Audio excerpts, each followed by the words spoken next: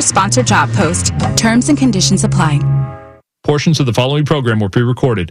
If you've hooked up Alexa or OK Google, just say, play 96.9 The Game on iHeartRadio. YGM Orlando. Fox Sports. WJRR HD2 Cocoa Beach. FM 96.9 The Game. The home of Orlando City Soccer Club.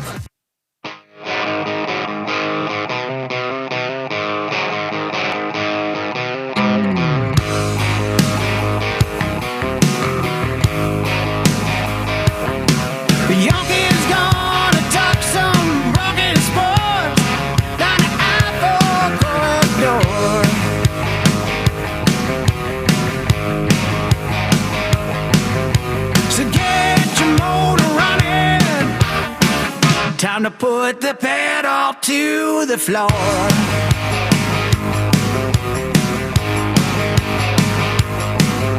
It's loud and live and local. Oh, time for open mic.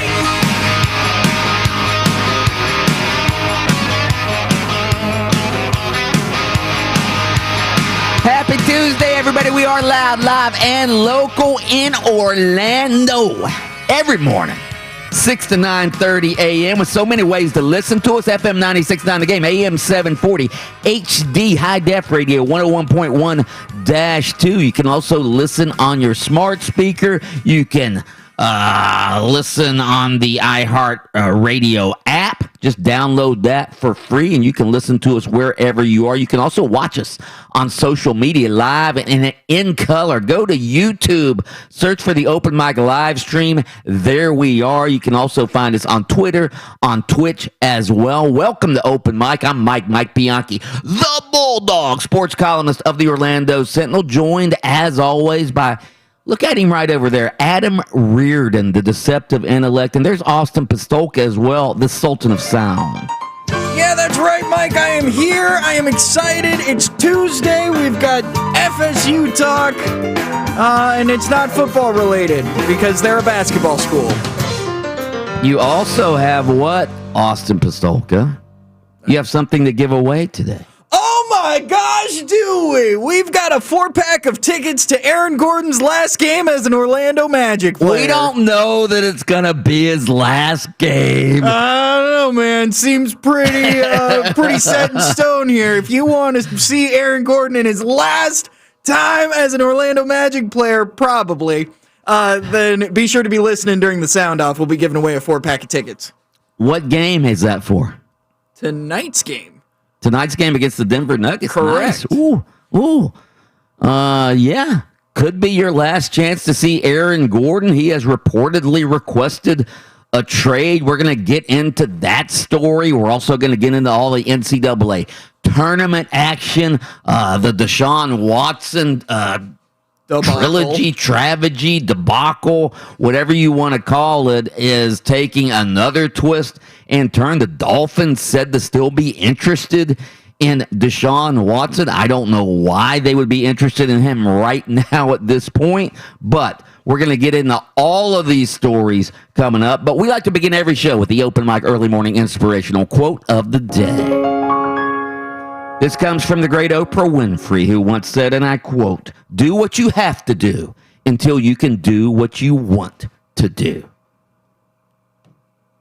Anyone? Yeah, that's pretty. I mean, that's a pretty good one. Gary Vee also has something along these lines, which means, hey, listen, do all the hard work, do all the things that you're grinding to do, because you put in the work now so that later on you can do the things that you really, really want to do, the things that are fun, that are enjoyable. So you got to do the work first, as I tell the kids. Listen, you want to play? That's great. I want to play too. But you got to grind, got to do the work first. Do the things you have to do, and then you can do the things you want to do. Yeah, when you're old and wasted, you can retire, and then you get to do the things that you can't do anymore. That's right. We all want to go fishing at 2 in the afternoon, but you got to clock in first. Listen, I prefer the statement, you can't take it with you. If you've got money, spend it. Enjoy life while you got life. Yeah, but I mean, you got to do what you got to do to get that money first, and then you're blowing it. And those are the things you want to do. Hitchhikers have a good enough time. Yeah. Yeah, they did. Sure. I've got a cousin of Murdering mine. the people that picked them up. Yes. Yeah. I've got a cousin of mine that travels all across Europe. All he does is hitchhike, backpack. He has about is his 40 name Bobby McGee? It is not. He's got about $45 to his name at any given time, and he's just a world traveler, man. They haven't heard of Ted Bundy over there in Europe? that Netflix documentary hadn't hit over there in Amsterdam yet? Nope, not yet. Wow. All right, the Florida State Seminoles, my team to win it all. They roll into the Sweet 16 with a 71-53 win over Colorado last night. Here's what it sounded like. MJ Walker with it on the far side, about 30 feet out. Nice pass down the lane to a wide open Osborne. Catches it and stuffs it. Now a steal by Anthony Polite. He puts up an alley-oop pass to Walker for the slam and the exclamation point. Florida State is going back to the Sweet 16. I thought we had a tremendous team effort on the offensive end from an execution standpoint in our game plan, and on the defensive end with the leadership that MJ Walker gave us tonight and talking and communicating with the players. I thought it really made a huge difference in our game. I was very proud of our players. I thought defensively we gave tremendous effort, and everybody who played on our team I thought made a contribution in some way that gave us a chance to get a very, very important victory. Leonard Hamilton getting it done as the coach of Florida State. Third straight Sweet 16 now for Coach Leonard Hamilton at 72 years old is enjoying a career renaissance. Anthony Polite, you just heard him with the alley-oop pass to MJ Walker. He scores 22. That was a career high last night. But it's March, and you know what that means. It's all about FSU's defense. They've always been a tough-minded defensive team. You saw that in the first round when they held UNC Greensboro at the 31% shooting. Colorado against Austin's Georgetown team was lights out. In the first round, they made 16 trays. Not so much against Florida State. They made just 6 of 25 from beyond the arc last night. So FSU getting it done on defense. Now, of course, they play that other former football school, Michigan, the number 1 seed in the next round of Sweet 16. And that will be Sunday. I think it's a 5 p.m. tip-off. Can they beat Michigan, Adam Reardon? Yeah, of course. Didn't they beat Michigan, 2 years ago, 2 or 3 years ago? They took on a really highly seeded Michigan team and knocked them off. Listen, Leonard Hamilton's basketball team is it's funny because I was listening to the audio there, and it's Florida State goes back to the Sweet 16. It's not a shock. That's not like there used to be a time where Florida State makes it to the and Florida State makes it to the Sweet 16. This is a really good basketball team. Has been. Remember, we talked a lot about last year. Had a really good basketball program. Yeah, I mean, good basketball program. And we talked about if last year's tournament wasn't canceled, they would have been one of the betting favorites to win. Yeah. And so this isn't the same exact team, but this is a team now with that sort of basketball pedigree. The program has it now. And so, yeah, to go up against Michigan in their sort of renaissance, if you will, sure, I give them a great chance to knock off Michigan.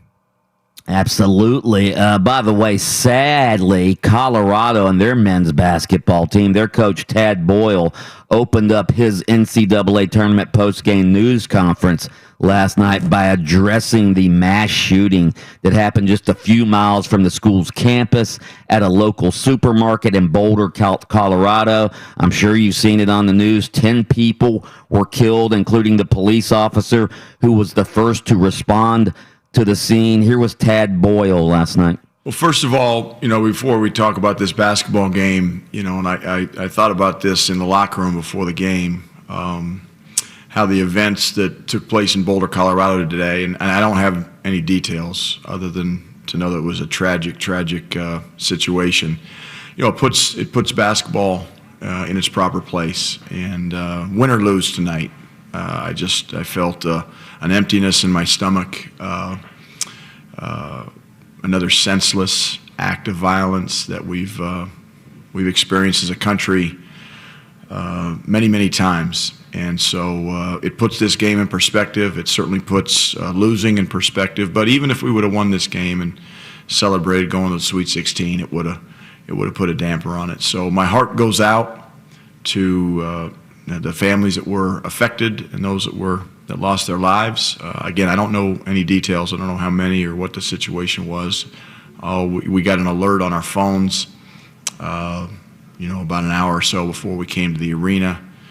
I decided not to address it with our team because I wanted but I know a lot of them saw it and they didn't have details either. So I wonder how that does affect a team, whether pro or college, when a tragedy happens in your hometown. Like, I obviously I remember Pulse a few years ago when that tragedy happened in Orlando. And again, even though I didn't know anybody involved in the Pulse tragedy, that has an enormous impact on just the mood of a city and the mood of the people who live in that city. So I wouldn't be surprised if that had a major impact on those Colorado players last night. I mean, so watching the news, watching CNN or Fox News and seeing what's going on in your hometown, to me, I think that has an enormous impact on athletes as well. Thoughts? Yeah, no, I would say, in your community, that kind of stuff happens in your community. Things, tragedies, mass shootings. I mean, it could be other things as well. We've seen it happen with natural disasters in Alabama that year. They had the tornadoes go through there. Yeah. I mean, these things can affect the athletes. I mean, it affects everybody. Heck, it affects people, the teacher, anybody in that program, in that area. What we have seen and didn't see it last night, but is how sometimes sport gives people a little bit of a distraction from those tragedies. Not in a bad way to take their attention away from it, but just for a moment to sort of heal and recover. We know in Alabama that's what happened. We saw Auburn and Alabama players come together to help the community there, and I'm sure these Colorado athletes, across their campus, are going to do all they can in that area to help heal that area after this tragedy. Also in the NCAA tournament last night, Gonzaga rolls on. Creighton beats Ohio. UCLA sends Cinderella home. They beat Abilene Christian. Alabama, which is looking really good, they blow out Maryland. And did you see what USC did to Kansas? 85-51, a 34-point loss by Kansas. Third worst loss in program history for Kansas last night as they go home. Two worse than that? Yeah, they go home to face an NCAA investigation. Good luck, Bill Self, and your cheating Kansas program. All right, straight ahead, we are going to get into the Aaron Gordon trade request. Also, we talk a lot about, great accomplishments of the athletes we cover, but what was your greatest athletic accomplishment, listeners? That's next on Open Mic. Hey,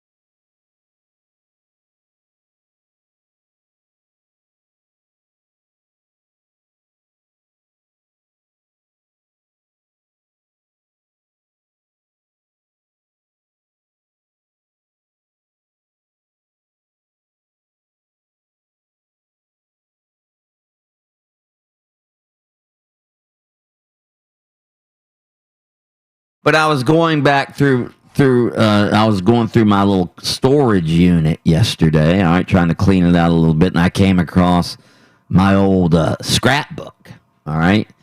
And I was just, sometimes you'll see something, you'll flip through it, and I went through it, and I saw the newspaper article from the Palatka Daily News back when I was in high school, and the headline was Bianchi smashes 3-run triple to lead Interlaken over Taylor Pearson back in the day when I was an all-area baseball player, all right? And that was probably my greatest athletic accomplishment as an athlete, was when I smashed the 3-run triple, and I got my name in the headline in the Palatka Daily News. Have we done what's our greatest athletic accomplishment as a spontaneous text question yet? I mean, maybe. You've been on air for 10 years, so it may have come up once. But we haven't done it recently. Right? No, definitely not recently. Okay. All right, that's our spontaneous text question for our listeners. Text in 50857, your greatest athletic accomplishment. Because we always talk about the pro and college stars and their accomplishments, but we are the people show. So we want to know what your greatest athletic accomplishment is. Austin Pistolka, what did you once do on the wrestling mat? So I was a state qualifier my junior year of wrestling. I'll never forget, to qualify, I was leading 3-1 over this kid going into the third period, and I decided to be stupid and try for an all-or-nothing move. And I hit it, and the crowd erupted like going crazy. I'll never forget. And then ended up winning 8-1, I think the final score was, walking off the mat, just getting a big hug from the coaches after years and years of hard work. Finally, did you shoot for the leg? No, so most people won't understand. I did not. I was in a whizzer, which most people don't know what that is. But then I just dove underneath and basically gator rolled through underneath the kid to take him straight to his back. Gator rolled him. How'd that taste? That's right, brother. Let me tell you something. I was in a whizzer one time. It was bad traffic. Nothing was moving on the interstate, and I had to go really bad. Yeah, let me tell you. Really bad. Yeah, man. Yeah. Had to take a whizzer really bad, didn't you? All right. What was yours, Adam Reardon? Like my own accomplishment, or like that I did yours. myself? That you did yourself. Yes. Or you could be a part of a team. Well, yeah, I played on a team, and when I say I played on a team, I was like, in soccer you have the 12th man, the first guy off the bench. I was probably like the 13th or 14th man, to be honest with you. We finished second in the country in an AAU tournament, in a youth soccer tournament, a national ranked tournament. Yeah, but like I said, I was like, hey, we're up by 2 or 3. Let's. Listen, man, you were score? Not in any of those games. No, but I've scored in the past. Yeah, that's not my gap. I'm more of a. I'm trying to think of a great passing basketball player who never scored. You were a glue guy? Yeah, but I'm not the kind of guy who gets stuck in tackles, and like I'm not the high energy, like this guy will give us all to the he'll sacrifice. I'm not a sacrifice your body guy for sure. No, not a sac. But I not a heart and hustle guy. No. The guy who just runs around like he's like oh my God, he can defend every position. I know because I'm watching him. He's trying to defend every position right now. He's running around like a chicken with his head cut off. No, I'm not that guy. No, but I like to consider myself unselfish to a fault at times. Nice. Okay. Yeah. All right. Text in 50857, listeners, your greatest athletic accomplishment, either in high school, college, youth league, whatever it is. Text in 50857. Straight ahead. Would the Orlando Magic trading Aaron Gordon to the Celtics be a, air quote, smart move? Nice. Get it? That's next on Open Mic. Open Mic with Mike Bianchi.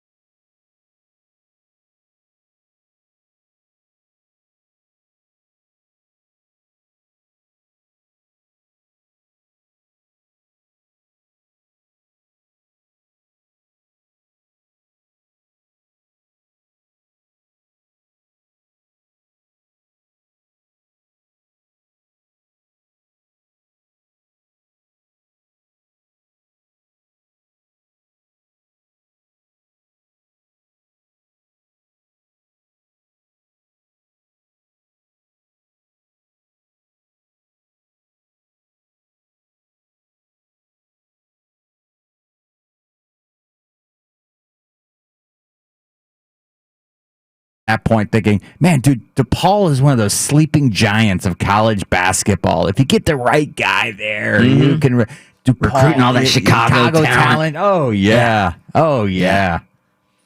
Turns out. Somebody else texted in MVP offensive lineman, Vero Beach High School football. Give him a ding for that. Who was wasn't there a legendary coach at Vero Beach back in the day? Was his name Billy Livingston or Livings or something like that? Yeah.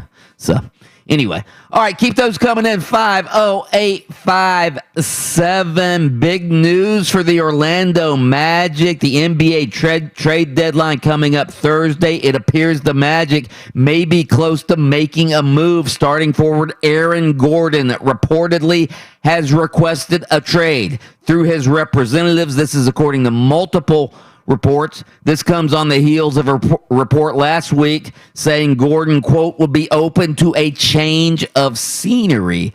All right, so I'm reading the Athletic story on this yesterday, and it says Gordon wants better branding opportunities elsewhere. And I'm thinking to myself, no, I think he wants better winning opportunities elsewhere, okay? Yeah, man.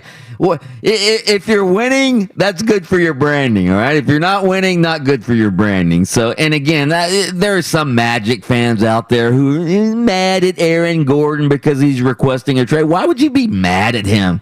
I mean, he's been here 7 years. Hey, man, when Vooch and the rest of the guys win it all, Aaron Gordon's going to be so mad that he left. Oh, stop it.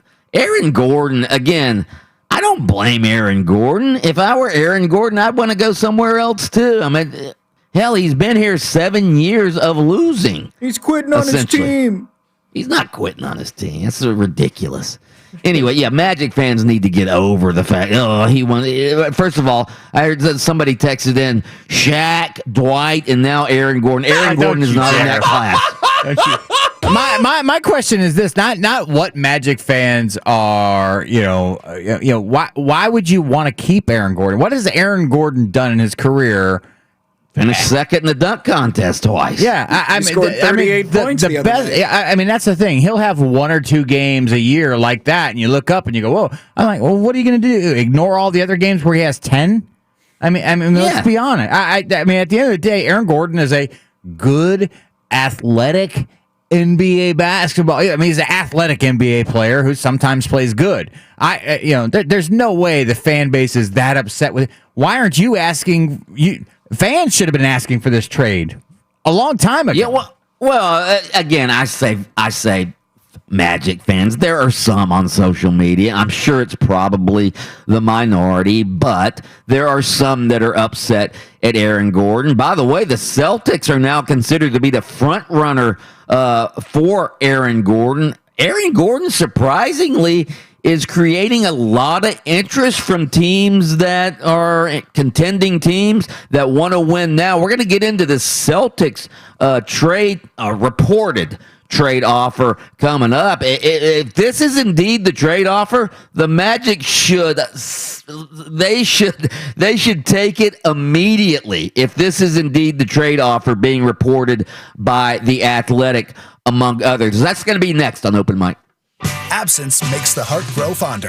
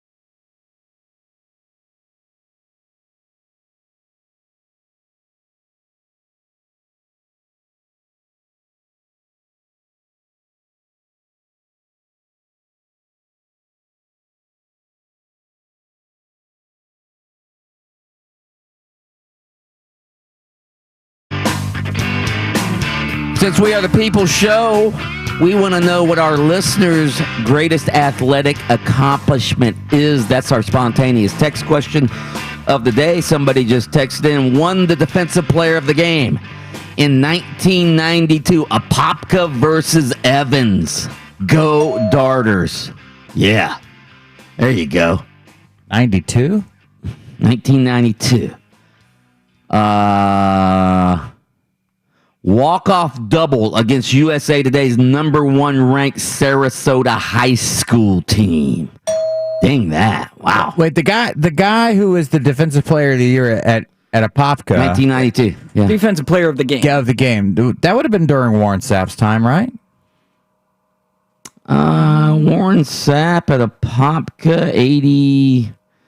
When was it? I don't know. When did I he want to play say it was Miami? at Miami. It was like in 94 because he was like in between like the national championship runs. Yeah. Could have been. He was a tight end at Apopka. That's right. Yeah, oh, that's why, because Warren Sapp was on the offensive side of the ball. Did one of our listeners win Defensive Player of the Day? And I'm kidding. I'm just kidding. Just teasing. All right, 50857. Keep those coming in. Do not forget, 7:10 a.m. every morning until further notice, we give you a chance to double your stimulus check with an extra $1,400. How about that? Again, 7:10 a.m. This morning and every morning until further notice. Double your stimulus right here on FM 96.9 The Game, AM 740. We also have a 4-pack of Magic tickets to give away for tonight's game against the Denver Nuggets. You're going to give those away after sound off? Is that it? Yes, sir. Sound off. That's when you can get them. So we'll give those away probably around within the 7:15 segment. All right. So you'll want to listen to sound off, and then you'll have a chance to win a 4-pack of Magic tickets. And maybe, just maybe, it will be your last chance to see Aaron Gordon in a Magic jersey because he has requested a trade. We were just talking about that. He wants to be in a winning situation, evidently, to help his branding, whatever that means. All right, so get that record deal. You know, he's a rap artist. Well, maybe. I mean, that's what Shaq wanted to do. He wanted to go to L.A. and and be make bad movies and bad rap albums. He could probably get with Shaq, whoever made Shaq shoes and then sold them at like Kmart and stuff, and then he could really get the Air Gordon brand off the ground. Like a real knockoff of the old Air Jordans. It's the Air Gordons. It's actually just a shoe Air Jordan with a Sharpie to make the J a G. Did Shaq have a shoe brand? Yeah. Yeah, and he sold them sold it like Kmart because he wanted to make shoes that were affordable for everyone. Whereas Jordan was selling his for $200 a pop. Shaq's you could get it like Kmart, like $80. Walmart. No. Even cheaper? I think it was cheaper than that. Yeah, and I mean his logo. Jordan has the Jumpman. His was of him like dunking. The two-handed dunk where he like kind of pulled his feet up. Oh yeah, the Shaq shoes. Yeah.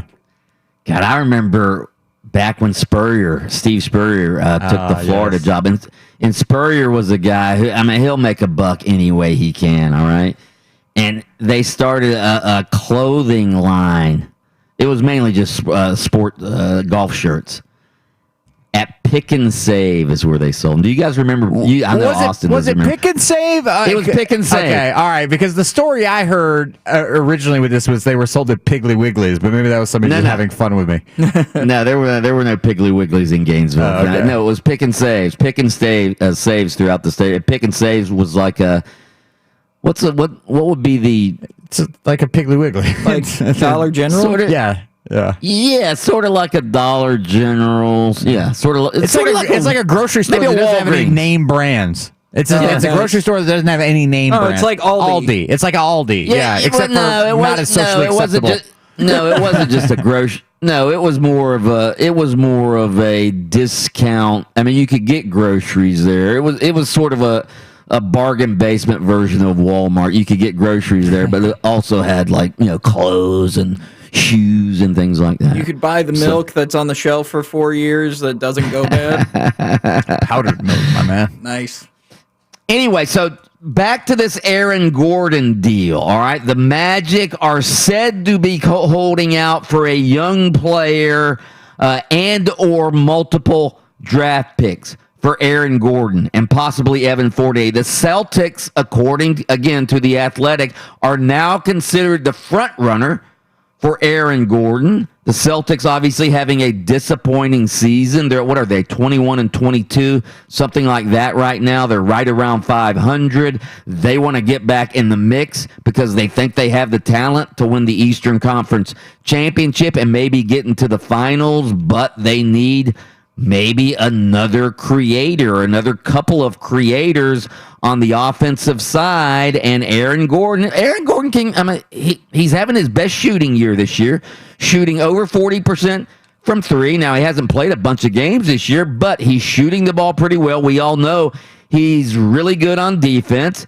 And Evan Fournier, he can create a shot as well. So evidently the Celtics have said, hey, we'll give you your two draft picks that you want, and we'll throw in Marcus Smart, the sort of the backup defensive-minded point guard for the Celtics. Kemba Walker, obviously, the starting point guard, but Marcus Smart plays a lot for the Boston Celtics. If you're the Magic, first of all, the Magic are going nowhere this year. We realize that, all right? That's understood.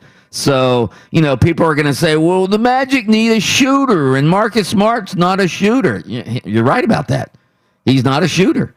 But he's a good player, all defensive type player, all defensive team type of player, and you get the two draft picks. I'd take that. Would you take that? Yeah, I'd take that. To me, this is a basketball team. If we're being honest, that needs to be in transition. What they've tried the last few years hasn't worked. You're going to offload the salary. I think you'll create more money, more room for yourself. I don't know the financials of this. I just know that Aaron Gordon's salary will be gone. He's got 1 year left on his contract after this year. Evan Fournier's contract obviously is done after this year. So, yeah, you would get rid of those two salaries. You get Marcus Smart in. And, again, you don't know if Markelle Fultz, you don't know how healthy he's going to be next year. So you have a point guard right there on your roster as well.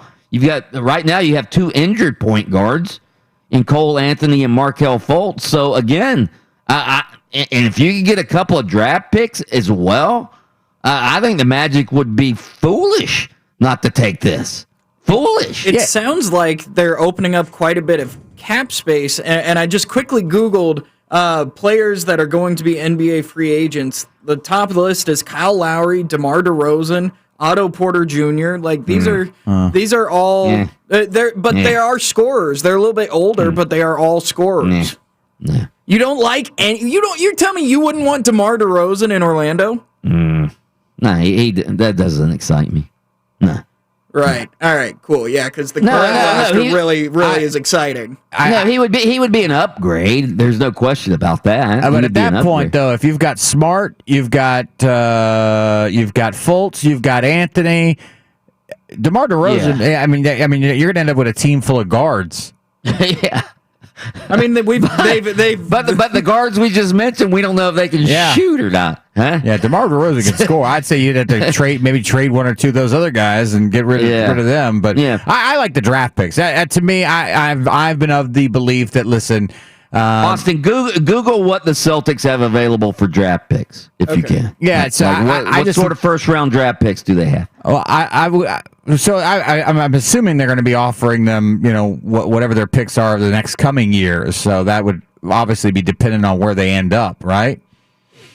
Yeah, they're obviously not gonna be lottery picks. That's why you need to throw in a really good player. And Marcus Smart, he's a good player. They've got Marcus Smart. Okay. They've got a first round and 2 second rounds for 2021. They've got a first round and 2 second rounds for 2022. Oh wow! So they've already frittered away all of those draft picks they stockpiled there for a few years. They've frittered those away already, huh? Then they've got and they're 21 and 22. Yeah. Oops. Then they've got a first round in 2023 and like 4 second rounds in 2022, 23. Okay. So remember the Celtics had all of those stockpiled draft picks for a while. I guess they've used all those. Yeah, they must have used them to get Kemba Walker. Yeah, I think they did, in fact. Yeah. So anyway, all right, what do you think of the deal? We have a poll on this. You can go vote at 96.9 The Game. Would you do this Marcus Smart deal for Aaron Gordon and Evan Fournier? Go vote at 96.9 The Game. Let's pause for station identification. FM 96.9 The Game. WYGM Orlando. WJRR HD2 Cocoa Beach, Orlando. The home of the UCF Knights. What you reading there, honey? It's very exciting stuff, you see. It's the front page of the internet. Here we go with the front page of the internet this morning. We start off on YouTube's trending page, where the number 3 video on YouTube's trending page comes from Tommy Outit on YouTube. The title, we don't want number 3. We want winners. Well, the top 2 don't intrigue me at all. This is number 3, and it's the most intriguing. We want winners. We don't want number 3. This is my segment! Who's Tommy Outit? This Tommy Outit is a YouTuber who has 2.4 million subscribers.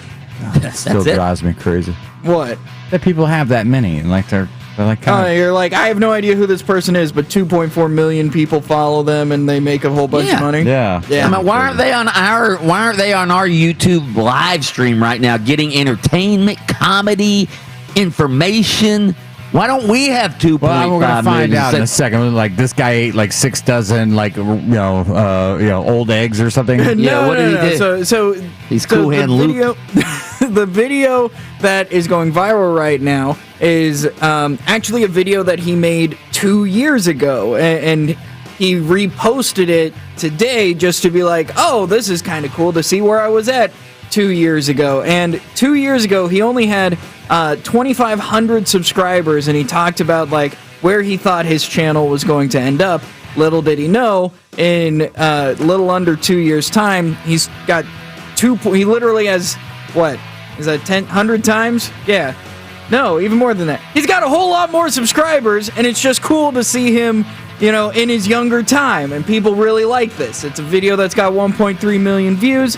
It's heartwarming, and you guys don't give a damn because it's not. Man, 1 and 2 must have been terrible. If that's what you want me to tell you what 1 and 2 are? No. Just number one. Number one. From Shiloh and Bros. If Among Us had 9 imposters. That's awesome.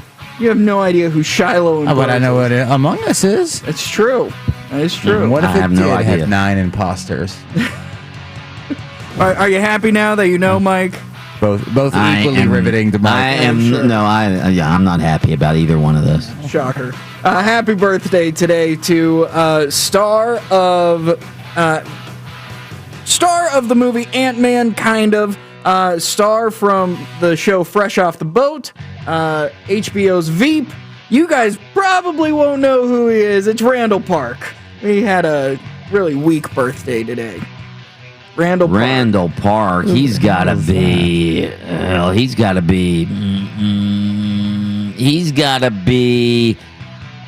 I think he's a little older than 43. I'm gonna go 53 today. 47. He's 47. Oh. You nailed it. Sorry to all the Randall Park fans out there that, I just trashed. Anyway, here we go. Trending on... This is dumb.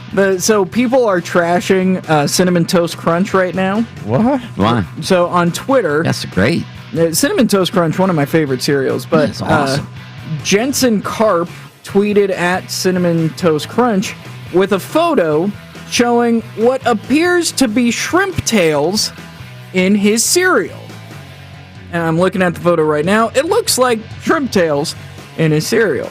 I eat the shrimp tails off of my shrimp. You guys? When they're fried? No, gosh, no. What? When they're fried? No. Sometimes even when they're boiled.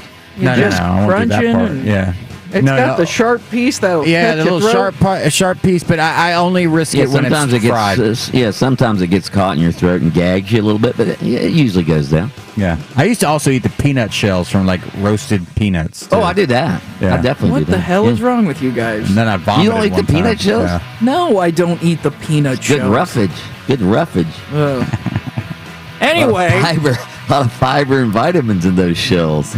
I don't think that's correct. Hey, you want some advice? You want to have some advice? Make sure you chew it up real good, though. Yeah, that gets caught in your throat as well. So, Cinnamon Toast Crunch responded, saying, "We're sorry to see what you found. We would like to report this to our quality team and replace the box. Can you please send us a DM to collect more details? Seems simple enough." Jensen Karp responded with, "Guys, I'm not sure I'm ready for another box." And Cinnamon Toast Crunch didn't get the hint and just kept on going. "We understand your concern, promise you that your team will look into it, blah, blah, blah. We need further details." Well, Jensen responded again, "I have sent you a DM. Fair warning, I look different since eating your cereal today and just sent a photo of a shrimp saying I look different." Then they followed up with, "After further investigation, Cinnamon Toast Crunch just gaslighted the dude, saying, our team that closely examined the image, it appears to be an accumulation of the cinnamon sugar that sometimes can occur when ingredients aren't thoroughly blended. We assure you that there's no possibility of cross-contamination with shrimp, but we're still going to send you another box secretly in the DMs." And so people are upset with Cinnamon Toast Crunch because they are acting like a boyfriend everyone has had where they gaslight you and then try and make you feel better by giving you gifts.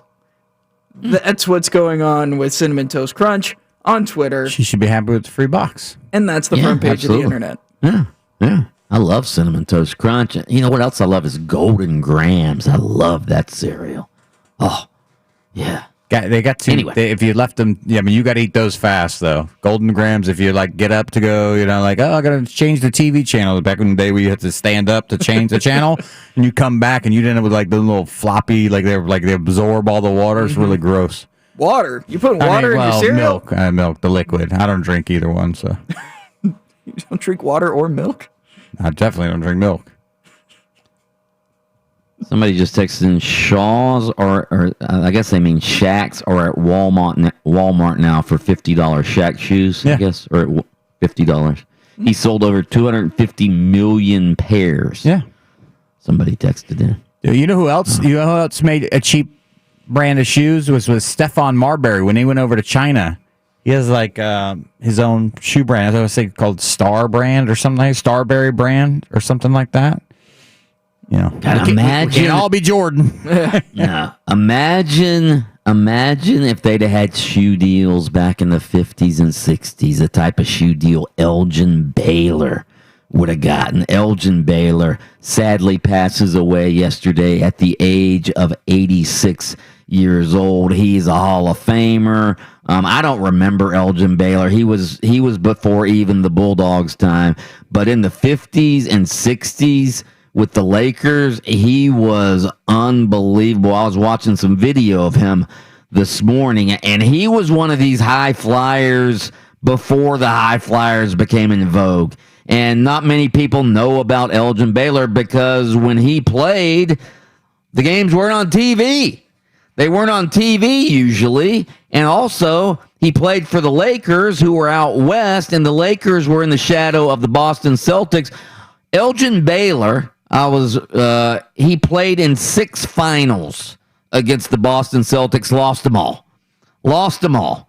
So it was Elgin Baylor, Jerry West were the 2 main cogs of the Lakers, and they could never get through Bill Russell, Bob Cousy, and the Celtics. And then the Lakers acquired Wilt Chamberlain in the... I think, again, my time may be up, but I think it was in the late 60s, all right? And Wilt Chamberlain, Jerry West, and I think Elgin Baylor might have retired by that time. He retired 9 games into the 1972 season because he had knee issues and he'd gotten old by then. But Elgin Baylor never won a title, but the year he retired is when the Lakers went on that 33-game winning streak, which I think is still the record in the NBA, and they won the NBA championship that season with Wilt Chamberlain, Jerry West, and I believe Gail Goodrich was another main player for the Lakers back then. I think a lot of people remember Elgin Baylor as sort of the beleaguered GM of the terrible LA Clippers. Adam, is that how you remember Elgin Baylor? No, I do remember stories of Elgin Baylor, the player, first, but then that second. And what is there any connection at all to the watch company, or is that what he's named after, or is that just his dad had a timepiece from Elgin. Yeah, and that's Okay. so he named him after his watch, I guess. Nice. His pocket watch. I don't know if it was a pocket watch or whatever it was. My kids Yeah, are but so that's how- lucky that none of them are named Seiko, which is weird. Yeah. Yeah. They're Timex. Did I ever tell you about the Seiko I bought? Oh yeah, no, So- you bought it from some dude in like the parking lot of Woolco. There was an old department store in Gainesville called Woolco, and it was right when I was in college, and I was over at Woolco, and there was a guy selling Seikos out of his trunk, and so I got it. You know, it was nice looking. Put it on, took it home, stopped running about a day later, and it was spelled Sieko instead of Seiko. Yeah. Here's a little word of advice for anybody who's ever thought about buying something from some guy who just rolls up on him in the parking lot. None of it's real. Not the gold, not the watch, not listen, the CDs you're about to buy have nothing on them. I mean, they're nothing good can be purchased from that guy out of his trunk, I can assure you. All right, straight ahead, we're going to get to the sound off, but wait, we have your chance right now to double your stimulus. Your chance to win $1,400 right now. Text the nationwide keyword cash to 200-200. You'll get a confirmation text and info. Standard data and message rates apply in this nationwide contest. That's cash to 200-200. Sponsored by Farmers Insurance. We are farmers. Bum, ba-dum, bum, bum, bum, bum. On eastbound I-4, there's an accident in the right lane of the exit ramp to World Drive. Looks like they've got the construction all moved off to the shoulder eastbound on I-4 from Maitland Boulevard to 436. Still have construction taking up a lane in each direction of the beach line in Brevard County between Industry Road and US 1. And there's roadwork in the left lane eastbound on County Road 46A past the Greenway. See traffic problems? Call the SafeTouchSecurity.com traffic tip line at 866-676-8477 from the Traffic Center. I'm Daisy Ash. Call 1-888-FARMERS and you could save on your auto insurance. It's better than using your phone to see if your post got any likes again. Call 1-888-FARMERS to get a quote. We are farmers. Bum, bum, bum, bum, bum, bum. Underwritten by Farmers Trucker Fire Insurance Exchanges or affiliate. Products not available in every state. For the ones finding new ways to ensure the job always gets done. For the ones wearing many hats. For the ones who are hands-on, even from far away. And the ones keeping business moving forward. We are Grainger, offering supplies and solutions for every industry, with 24/7 support and experienced staff at over 250 local branches. Call, clickgrainger.com, or just stop by. Grainger, for the ones who get it done. Listen, you know me. I'm the internet guy on Open Mic, and between all of the video calls with friends and family, virtual learning, working from home, and gaming, the quality of your internet connection has never been more important. You need an internet service with not only fast download speeds, but fast upload speeds too. Upload speeds are what you need to send content out into the world, like video chatting, gaming, and uploading large projects for work or school. It's time to switch to AT&T Fiber. With 20 times faster upload speeds, AT&T Fiber delivers a faster internet experience than cable. With AT&T Fiber, unlimited internet data is included, and there's no annual contract. Call 1-877-ONLY-ATT or visit att.com/getfiber to find out about the great internet offers from AT&T. Limited availability in selected areas. Internet experience and 20 times claims based on combined up and download capacity of AT&T Internet 1000 versus major cable providers. 1 gig service with uploads of 35 megabits per second and Internet 1000 wired upload connection speed. Download max typically 940 megabits per second for Internet 1000. Speeds vary, not guaranteed. Restrictions apply. Check availability at att.com/getfiber. The Overhead Care Club is a Rust Noise Roofing exclusive offer. Roofs need regular care and maintenance to defend your home and family from Florida's harsh environment. Maintaining your roof can be costly, so Russ Noyes created the Overhead Care Club, a smart way to ensure the protection of your roof for years to come. Check out the Russ Noyes Roofing Overhead Care Club at roof407.com. The most important day of your roof's life is the day it was installed and who installed it. Russ Noyes Roofing, the toughest roof system in Florida. For years, you've been thinking about getting LASIK. You've been talking about getting LASIK. And now, it's finally time to get LASIK. Right now, LASIK Plus is offering $1,000 off Wavelight LASIK when treated in March. That's $500 off per eye. Call 844-211-2020 or visit LASIK1000.com. If you're nearsighted, farsighted, or have astigmatism, LASIK Plus may help fix your vision with a convenient and patient-focused experience. You'll be treated by Dr. Chris McCurry, an experienced LASIK provider with thousands of procedures performed. Call 844-211-2020 or visit LASIK1000.com today and schedule your free LASIK exam. Don't miss your chance to save today. Individual results may vary. Must mention this promotion and be treated in March of 2021 to qualify. $1,000 off for both eyes on standard Wavelight price, $500 off for one eye. See details at LASIK1000.com. You took an antacid, and now your frequent heartburn's back. Stop heartburn before it begins with Prilosec OTC. Its unique delayed-release formula blocks heartburn at the source for 24 hours, so you can extinguish heartburn before it starts. Make the switch to Prilosec OTC today and live heartburn-free. Prilosec OTC. 1 pill a day, 24 hours, 0 heartburn. It's possible while taking Prilosec OTC. Use as directed for 14 days to treat frequent heartburn, not for immediate relief. No one really tries to be unsafe online. Enter address for free tater tots. It's tot time. But every time you give up info and privacy... So I gave your birth date for free parking. You may have to give up some safety too. That's how I got this robe. Good thing Norton 360 with LifeLock gives you device security, a VPN for privacy, and identity theft protection. All in one. Save 25% or more off your first year. Opt into cyber safety at norton.com/join. Hello, this is your apartment. I need some favors from you. Your cat keeps rubbing against the kitchen island, and I can't return the favor. Can you give her extra pets for me? After that, could you bundle your renters and car insurance with Geico? We could save money, and it's easy to do online. And one last thing. Could you leave the TV on during the day? I need to catch up on my soaps. Geico. For bundling made easy, go to geico.com.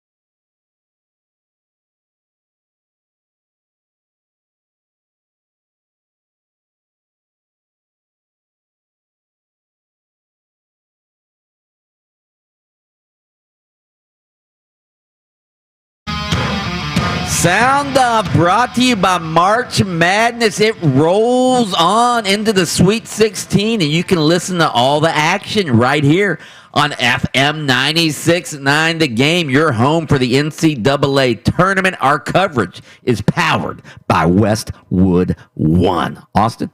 Sound off! I thought we had a tremendous team effort on the offensive end from an execution standpoint.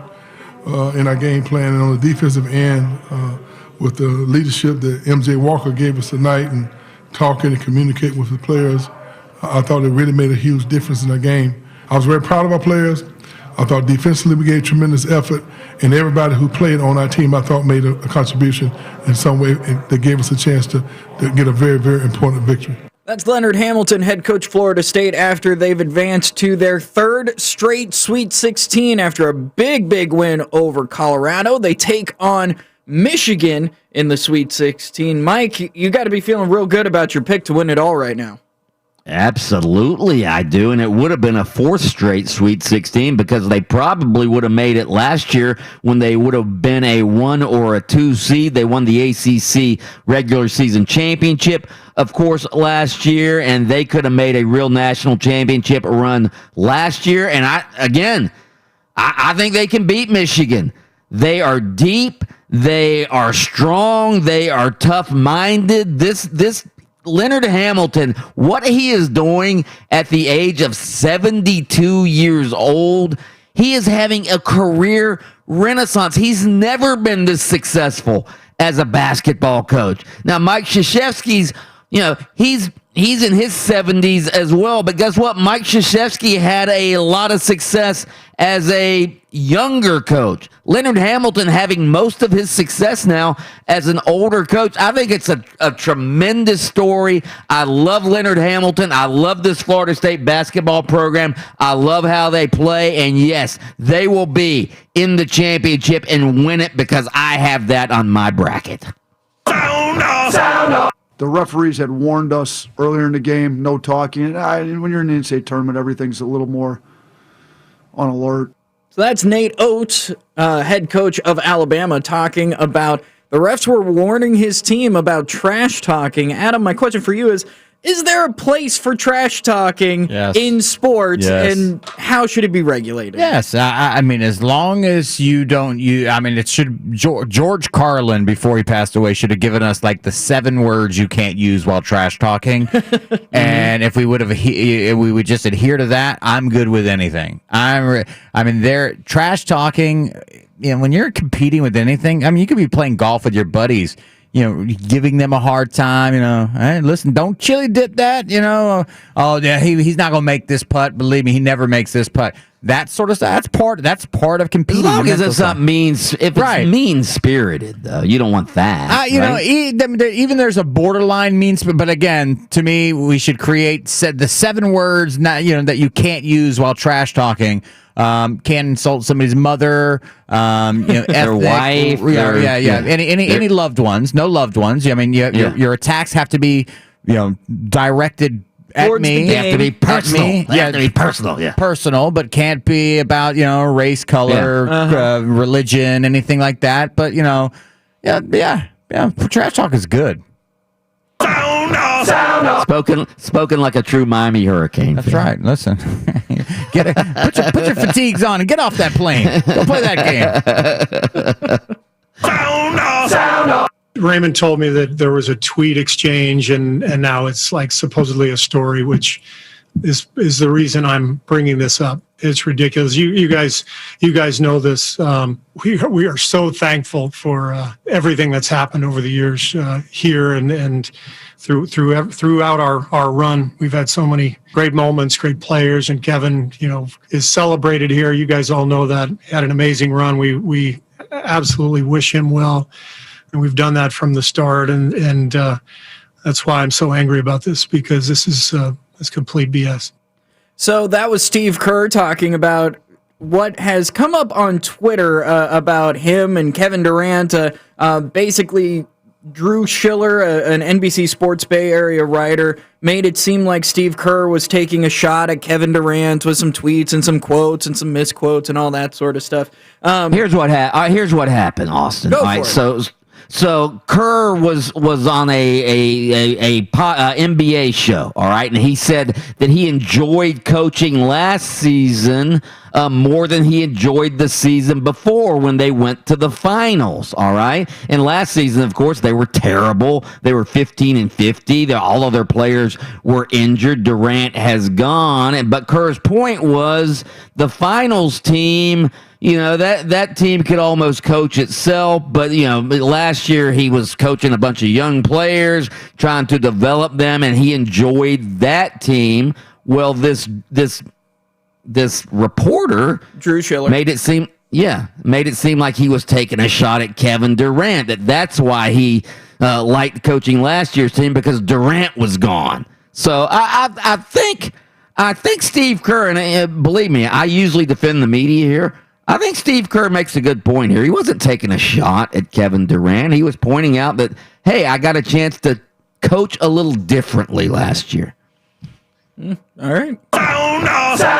Just signed back with the Buccaneers right away on the first day of free agency and got it rolling because I knew I wanted to be here. I wanted to, come back on a 1-year deal because, like I said, I want to, just take 1 year at a time. I feel like that's just the way to do it now. That's where I am in my career. Just don't set any expectations past a year and just give it up my all every single year. And, it's just great to be back here with the Bucs.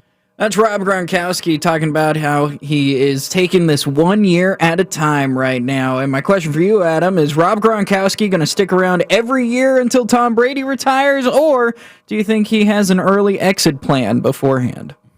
Yeah, no, I think that his plan is to, sort of every single year sort of measure out and weigh out, do I have something left in the tank? Obviously, he plays a much more punishing position than Tom Brady does. Brady can get rid of the ball, whereas Gronkowski on every single play either has to block somebody or he's running routes and he's putting a lot of wear and tear on his body. If he can make it every year that Tom Brady's playing, I'm sure Tom wants to have him back. So and Rob Gronkowski has done a really good job of I guess making it acceptable. He's the only guy that I know that's basically skipped off-season workouts that nobody's ever gone like, hey, this guy's skipping off-season workouts.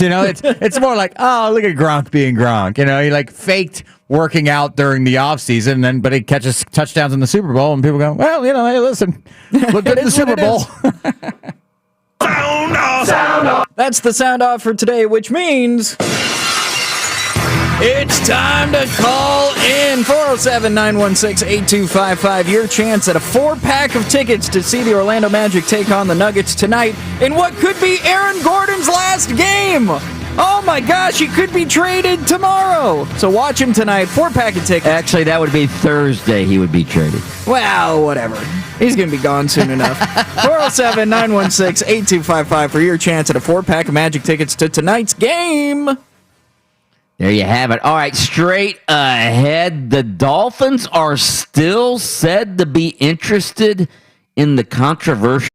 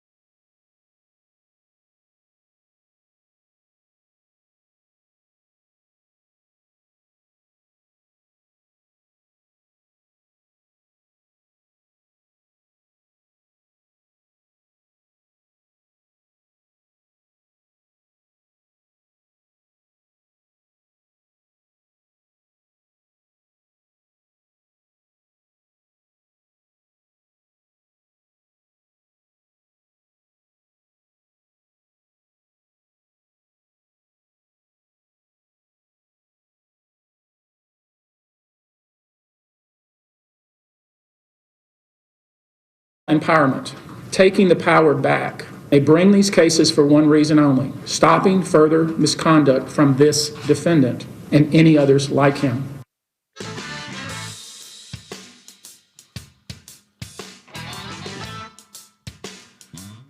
That was Houston attorney Tony Busby. He has filed now 13 civil lawsuits against Houston Texans quarterback Deshaun Watson. Another one scheduled to be filed today. That would make it 14. And again, you can go back, you can go find it online about, all of the stuff that Deshaun Watson is accused of. Sexual misconduct. There's even one case of sexual assault. Again, these are civil lawsuits. These are not criminal lawsuits.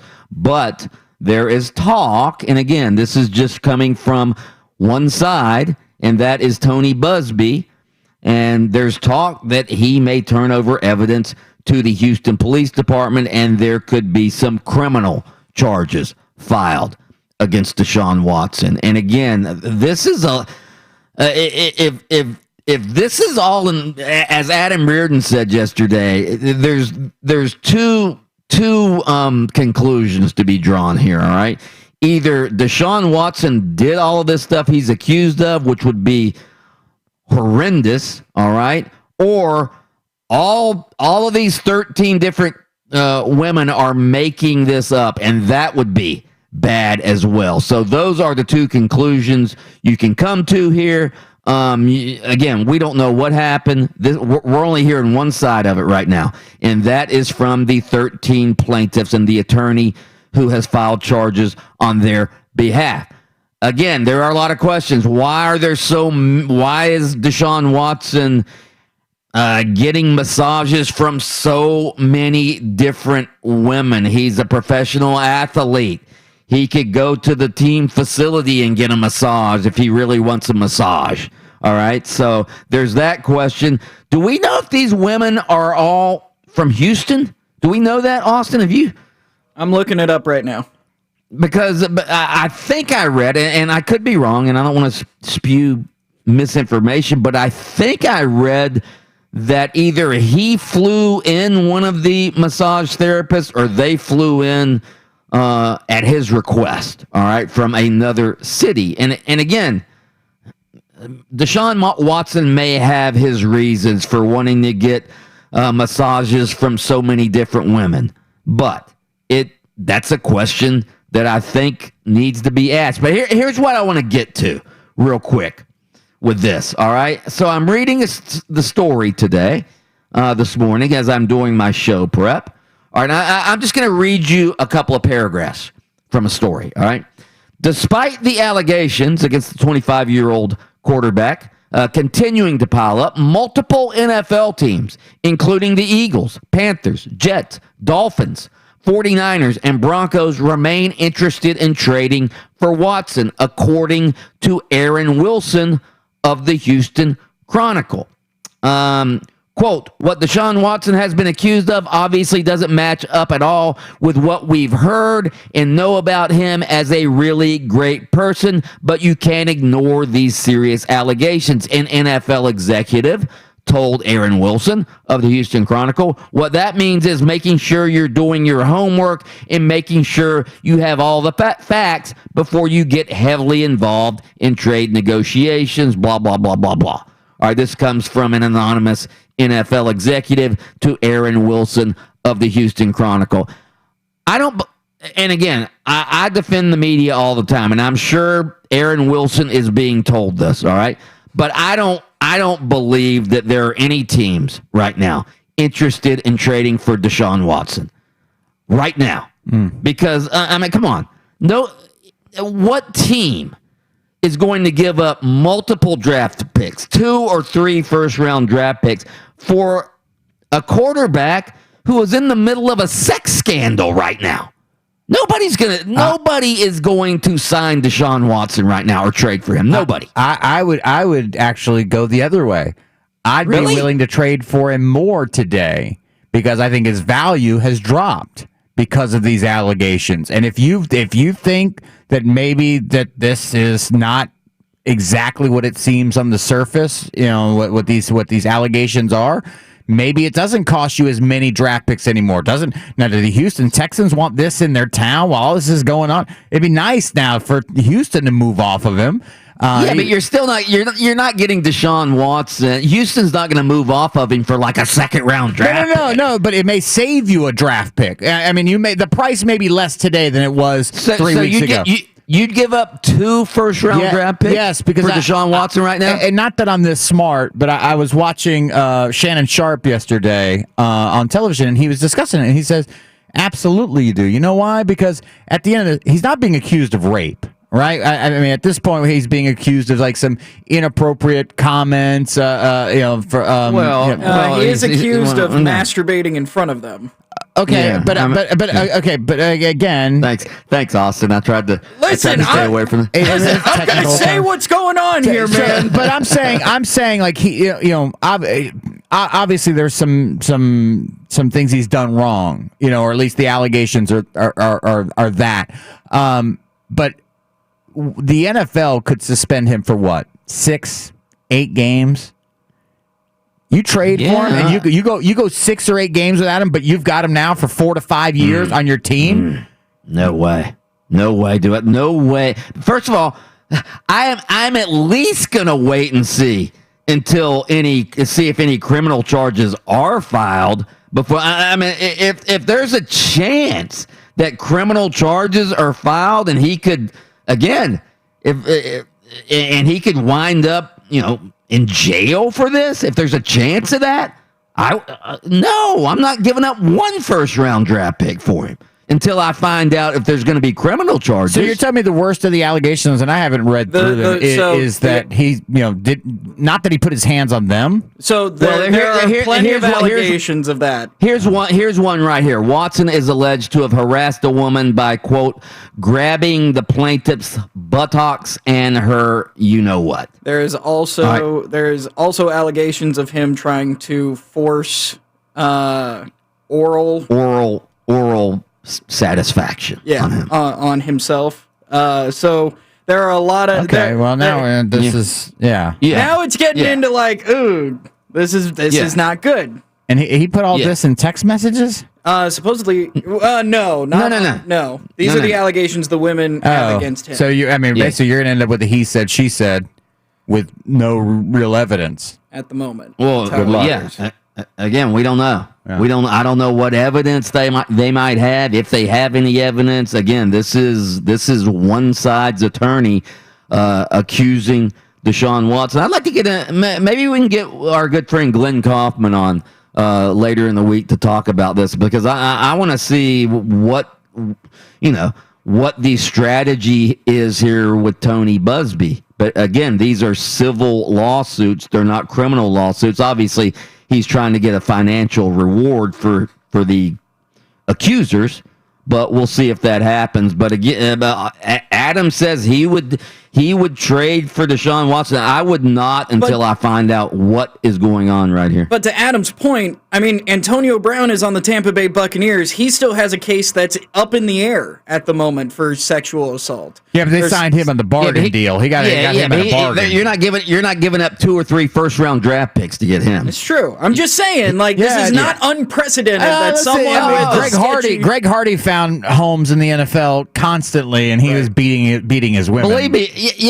if I was only giving up a 7th-round draft pick, then maybe you roll the dice and hope everything comes out okay. But not if you're giving up multiple first-round draft picks. I don't know how any responsible team could do that. I'd like to ask Glenn Kaufman is like the first time you meet with like a client who's like, hey, listen, I'm being accused of, you're in a room like, okay, listen, it's just us.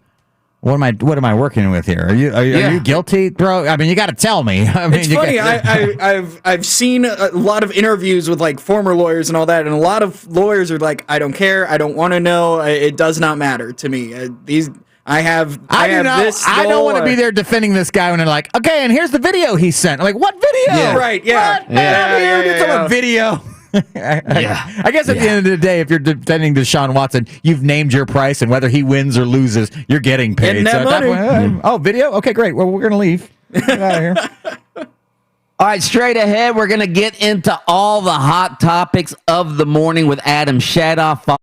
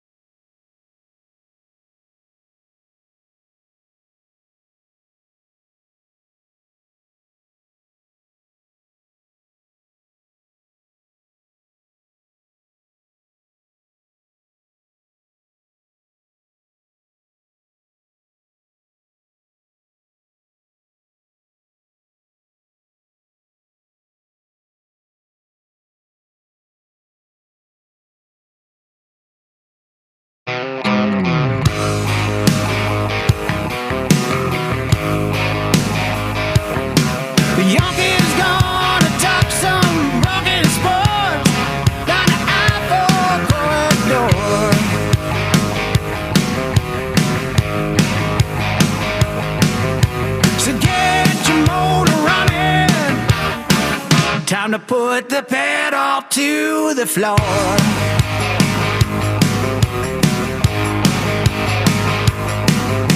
It's loud and live and local.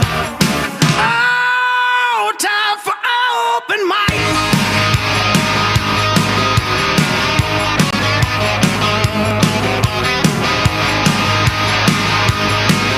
Welcome back to Open Mic. I'm Mike Bianchi, the Bulldog sports columnist of the Orlando Sentinel, joined as always by Adam Reardon, the deceptive intellect, Austin Pastolka, the Sultan of Sound.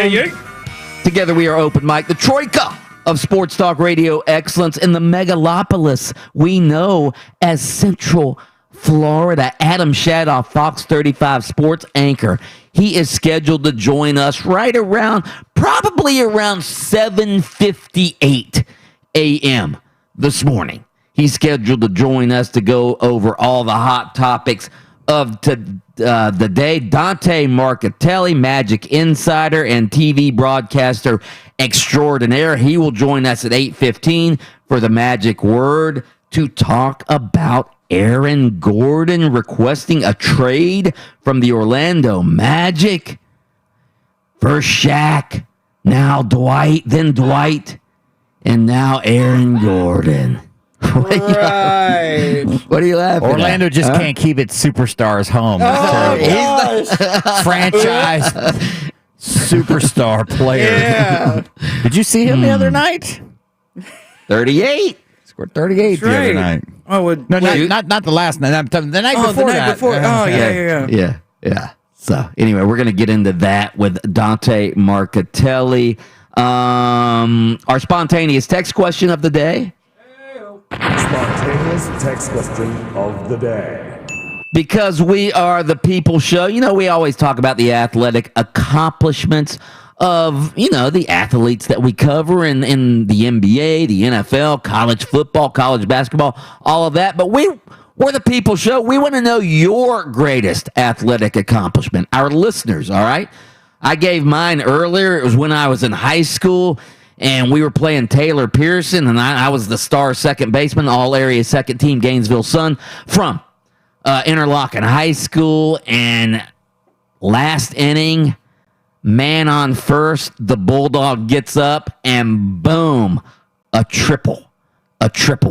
And in the Palatka Daily News the next day, the headline said, Bianchi smashes 3-run triple to lead Interlochen over Taylor Pearson. That's my greatest. Austin Pastolka, he won. What did you do? You won the regional or wrestling tournament? I got second place at the district wrestling tournament. Second place in a beauty contest. Win $10. That's right, do brother. Do not pass go. Do not collect 10. Yeah, go ahead. Sorry about that. I got second place at district wrestling, but when I qualified, I hit a move out of nowhere. The sunshine, brother. A little gator roll action. Yeah. And Adam Reardon's he sat on the bench in a youth soccer tournament, and you guys won something? Yeah, we were in, it was a national tournament, and we finished second. What are you laughing about? The collective. I was a part of that team. I'm definitely a. Well, Mike, listen. Hey, Bobby, can I get you some water? During water breaks, Mike. I mean, the kids aren't allowed off the field, so I mean, if I didn't bring that water to them, they may have been dehydrated. Listen, I'm pretty sure practice MVP. During the intermissions, the other soccer players would come over and go, Adams ate all the orange slices again. You know what's weird is that, I could play multiple positions. I could play in goal, I could play midfield, I could even play up top. It was weird because I could do all those things, yet the coach never asked me to do any of them. Coach Adams drank all the Capri Sun again. I'm over there. Corner. You know me. I play corner, guard, and tackle. Corner of the bench, guard the Gatorade, and tackle anybody who gets close. Anyway, text in your greatest athletic accomplishment, youth sports, high school, college, whatever, to 508 5'7". One of my greatest accomplishments thus far in the NCAA tournament is picking the Florida State Seminoles to win it all and win the national championship. Well, guess what? They are well on their way. They advanced to the Sweet 16 last night for the third consecutive time with a 71-53 win over Colorado. Give me a little sound from last night. MJ Walker with it.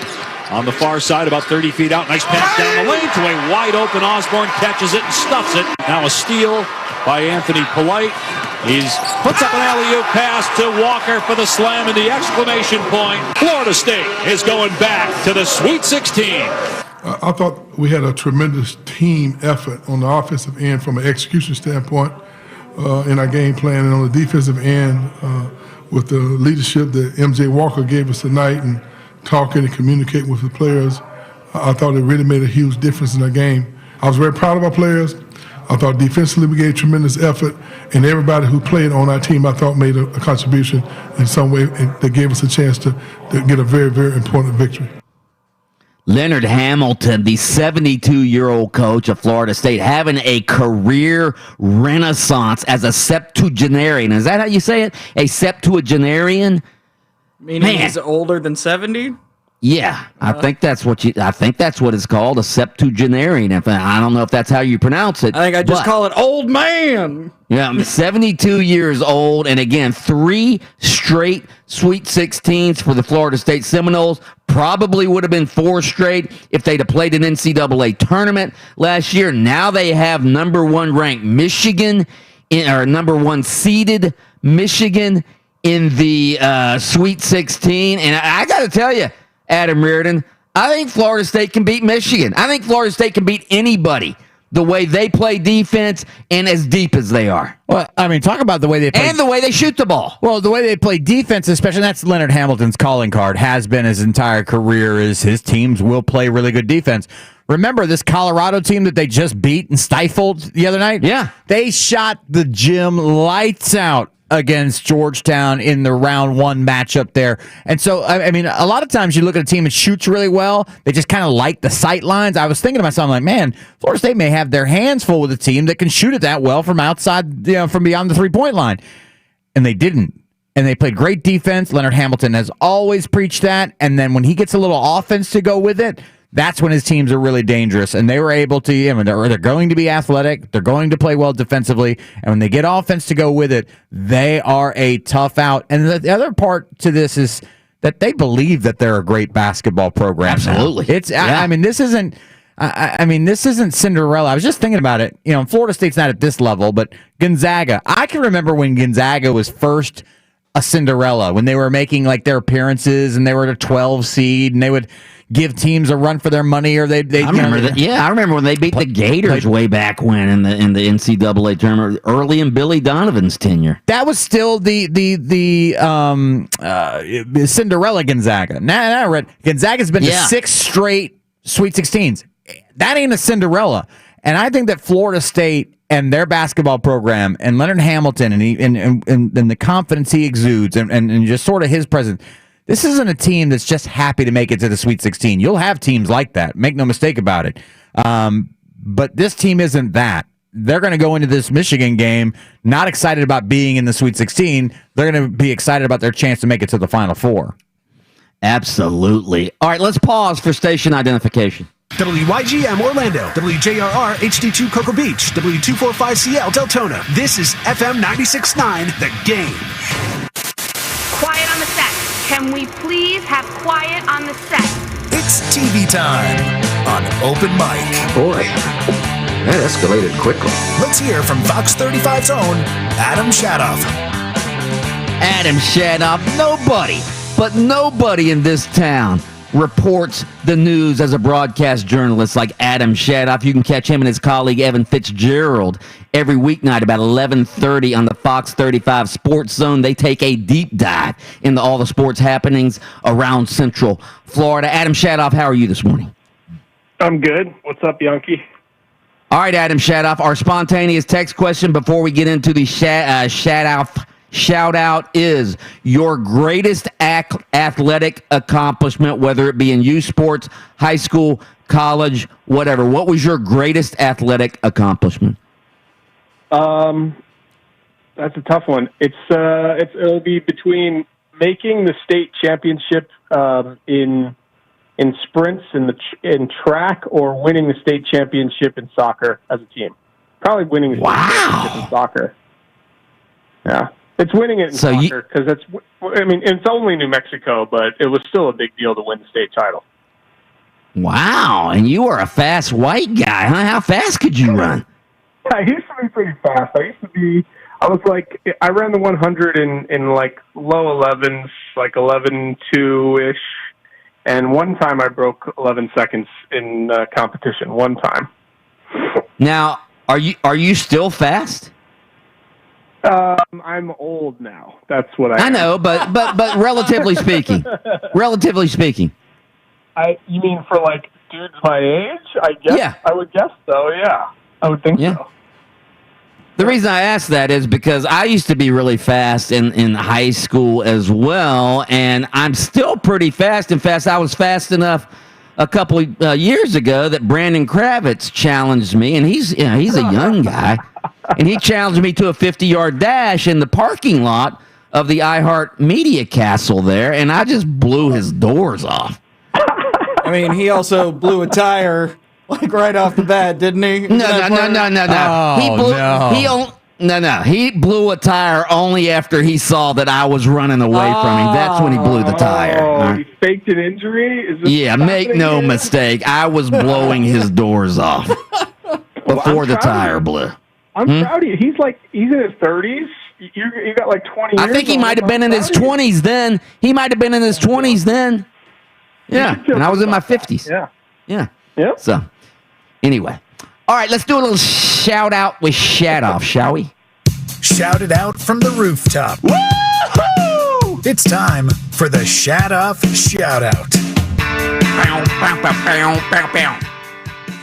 The Shadoff Shout-Out this week brought to you by Frank Gay Services. If you need an electrician or a plumber and you need them fast, go to frankgayservices.com. They will hook you up with all of your electrical and plumber needs. We will start off with the open mic thought-provoking daily poll, which is this. With Orlando Magic forward Aaron Gordon requesting a trade, would you be in favor of reported deal of Gordon and Evan Fournier to the Boston Celtics for Marcus Smart and 2 draft picks? Yes or no? Mike, we'll start with you. Duh, yes.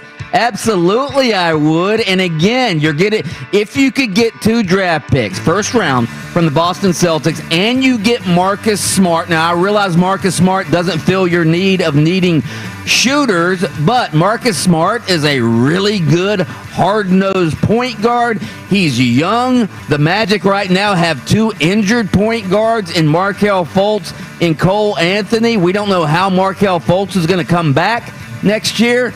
So absolutely, I would do this deal if I were the Orlando Magic.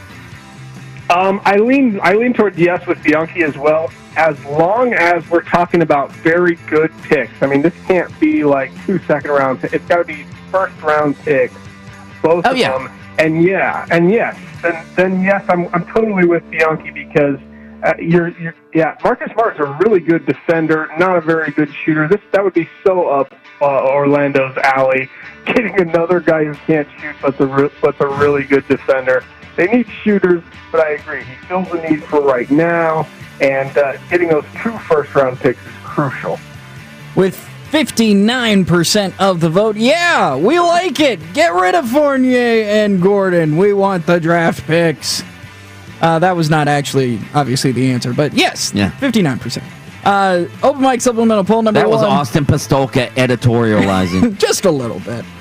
Supplemental poll number 1. Should FSU versus Michigan in the Sweet 16 be referred to as the Battle of the Former Football Schools? Yes or no? Adam. Wow, I mean, that's cold. It wasn't that long ago that Florida State did win a national championship. It's like we forget about when Jameis Winston was there, but they've just been so bad for the last few years that it's hard to think about that. This is humorous, so I'm going to go with yes, because I don't care about Michigan. Who cares?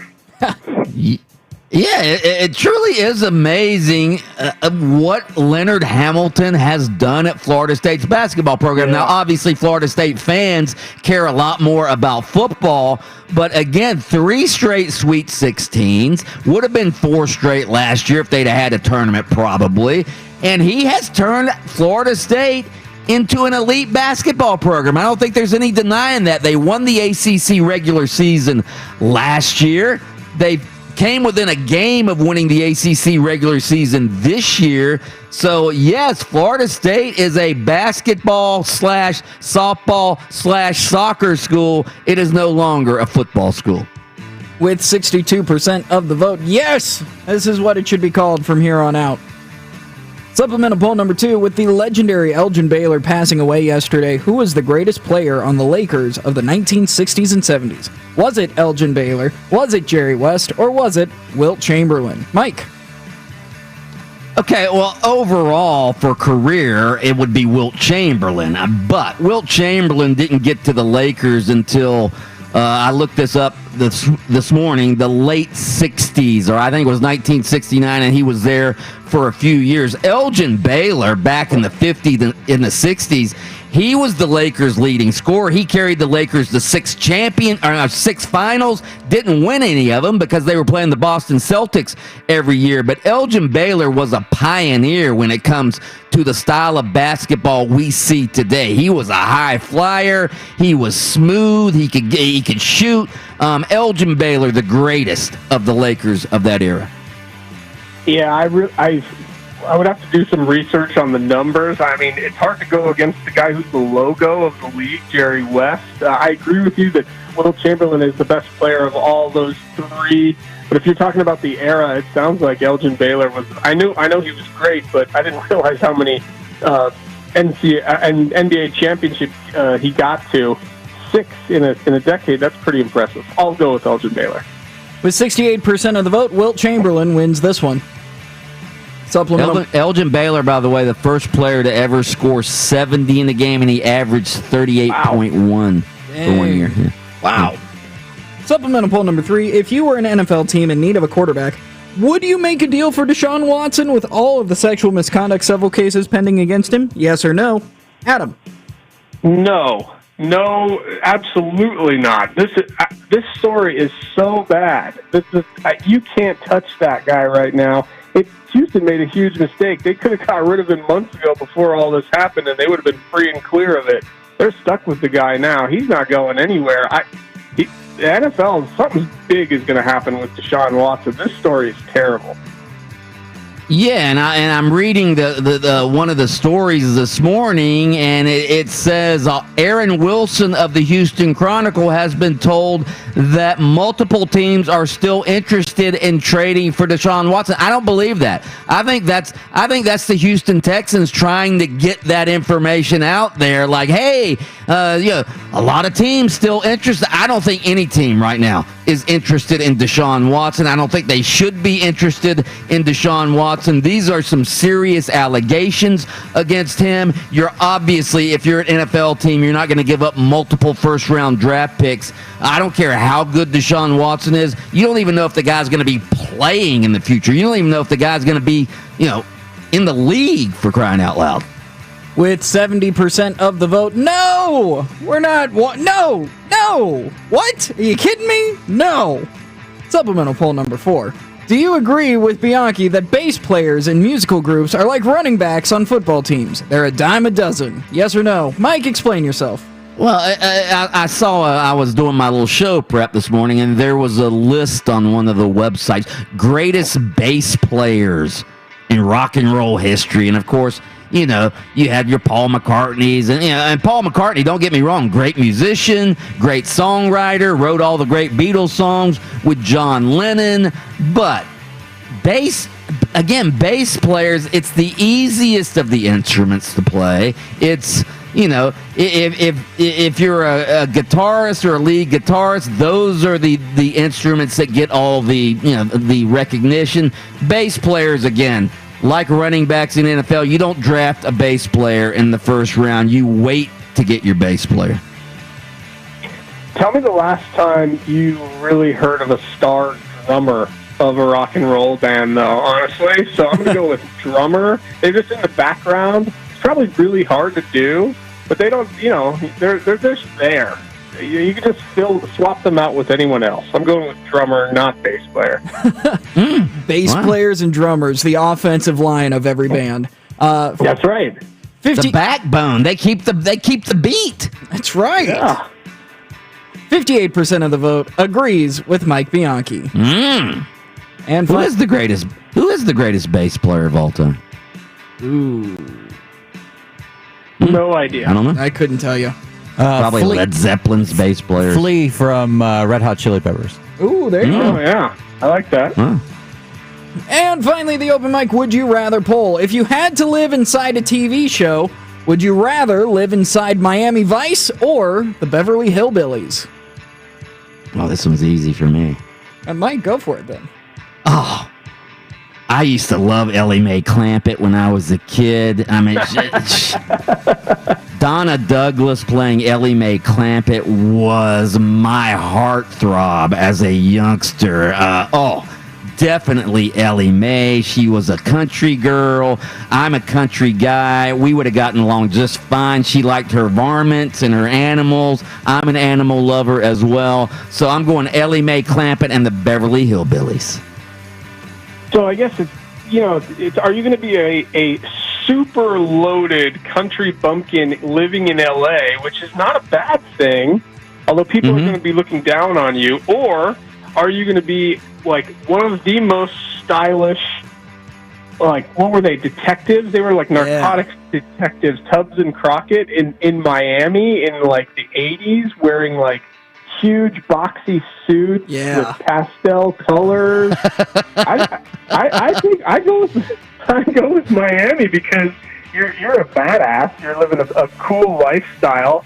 Women want to be with you, and guys want to be you. So I go with Miami Vice.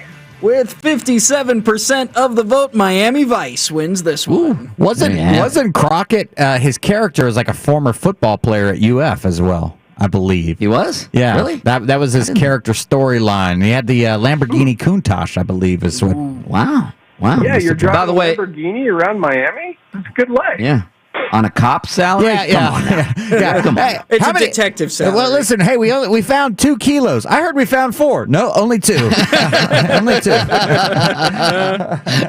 By the way, according to Rolling Stone, James Jamerson anchored the Motown rhythm section back in the day, and he's the greatest bassist of all time, James Jamerson. Adam Shadoff, you are the greatest TV guy. You are the greatest TV guy from Orlando who comes on our show every Tuesday, so thank you. That's very specific. Thank you, Bianchi.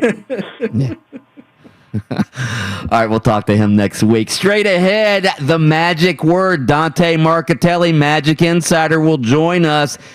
Aaron Gordon, have we seen the last of him in a Magic uniform as of tonight? That's next on Open Mic. Bianchi's got to get a quick workout in.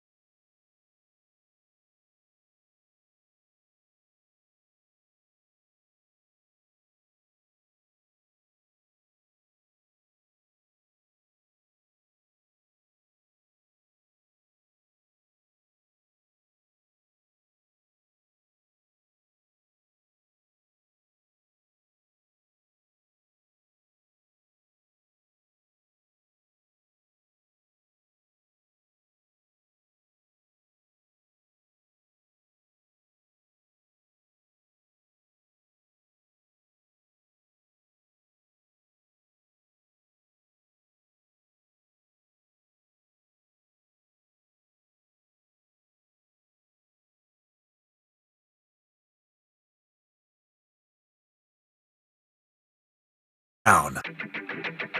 I've come here to say one magic word to you. Say the magic word. What is the magic word? I wish I could play professional basketball. Then I'll just say the magic words.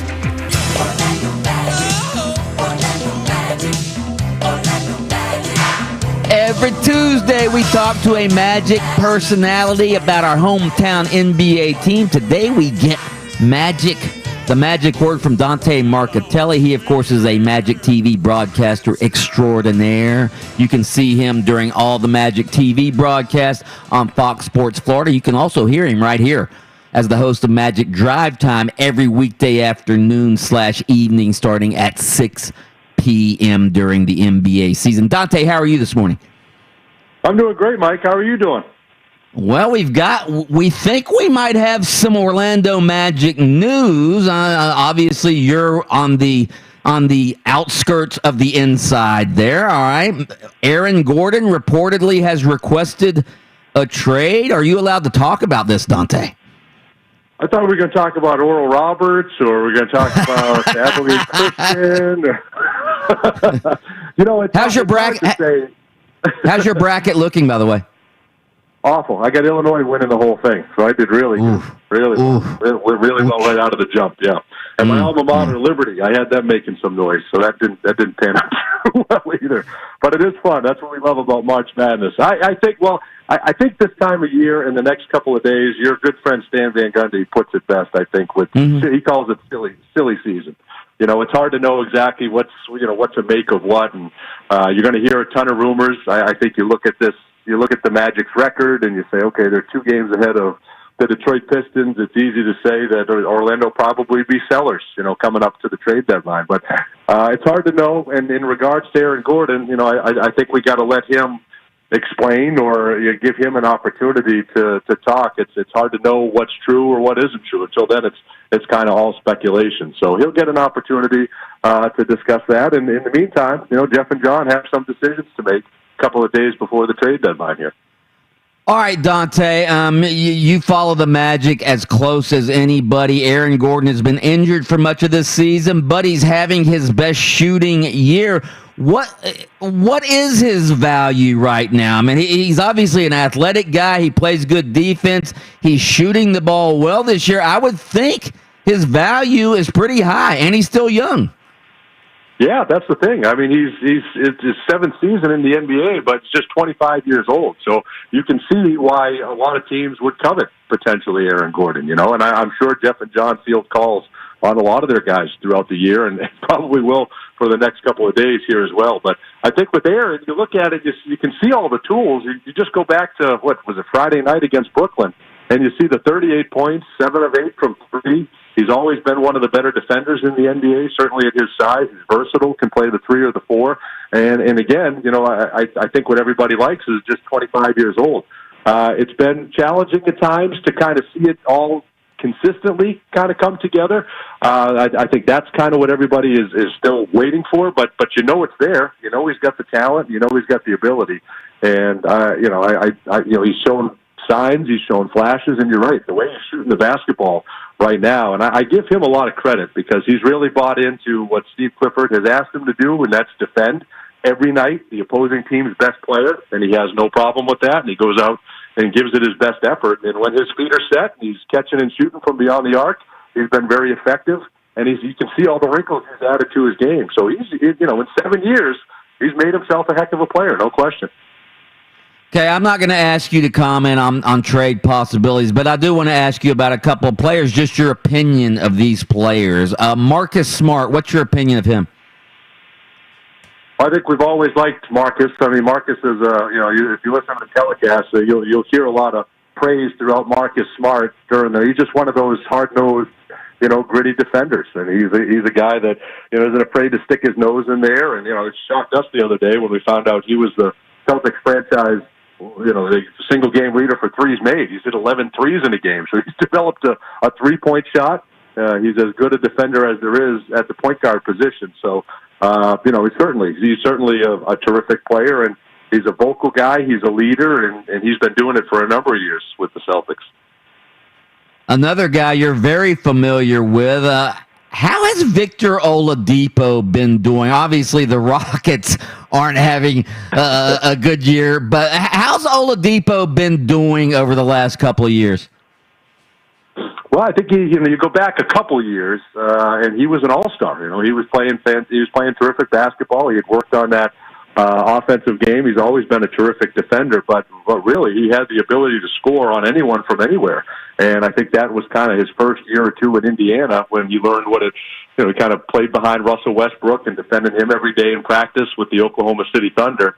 And then he took that to Indiana, and he just exploded. And then that unfortunate injury, man, he had quite an injury that cost him some time, and then trying to get back and trying to get back on his feet. It took him a little bit, but he's still shown that he's still a 20-point scorer in this league, and he's still going to play that tough-nosed defense. And now Houston's going to have a decision with what they're going to have to do with him. But Victor Oladipo, you don't worry about that guy's work ethic. That guy's going to go out there and he's going to give it everything he's got and continue to hone his craft.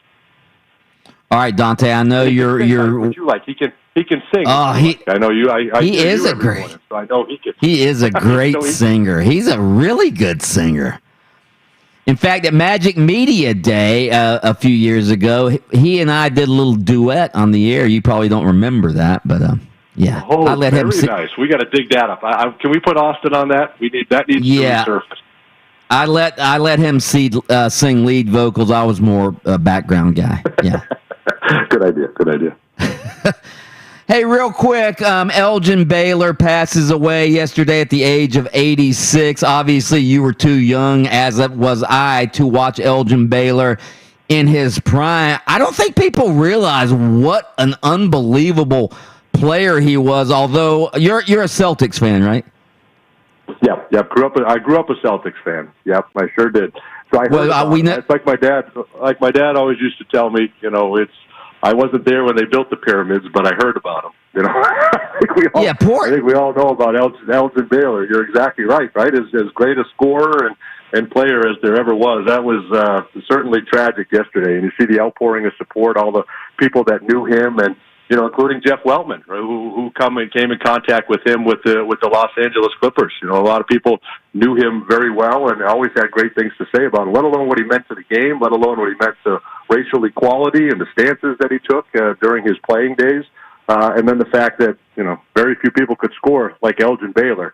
That's a tough loss. And Mike, we've lost a lot the last year or so. It's been pretty sad, hasn't it?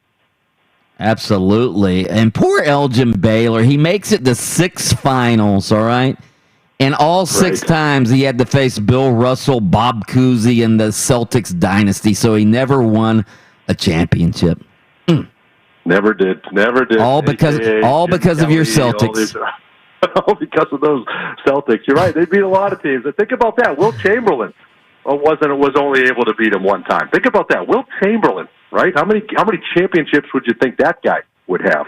It's unbelievable. All the greats in NBA history that Bill Russell kept from winning a championship. It's the same with Tom Brady. How many people would have a Super Bowl or multiple Super Bowls if it wasn't for that guy just marching teams right to the Super Bowl? Yeah, you're right. But Elgin Baylor's a guy that should have multiple rings. There's no question. As talented a player as there ever was. Dante Marcatelli, we always appreciate you giving us the magic word. You are the best, my friend. Thank you. Always great to talk to you, Mike. Take care. See you guys. Dante Marcatelli. Straight ahead, it's Mark Daniels and the Bridge. We'll get his opinion of Florida State's basketball program and the fact